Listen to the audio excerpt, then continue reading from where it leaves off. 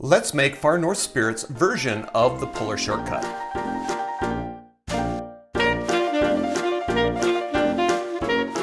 To make this drink, we are going to start with our dry vermouth. And the recipe does specify Dolan dry vermouth. We're going to put 3/4 of an ounce, which is 22.5 milliliters, into our stirring glass.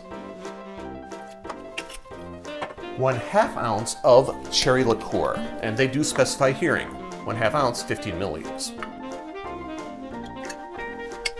1/2 ounce of Grand Marnier.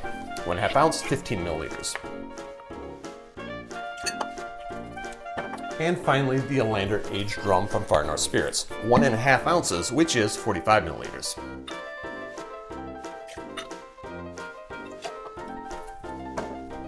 Add some ice, and give it a stir. The official glass for this drink is a couptini. What the hell is a couptini? I don't know, so I'm putting it in a coupe. I couldn't even find it online.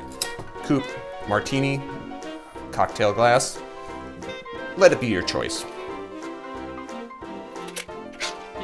Garnish. Twist of orange, expressed and discarded. So express, wipe, and discard.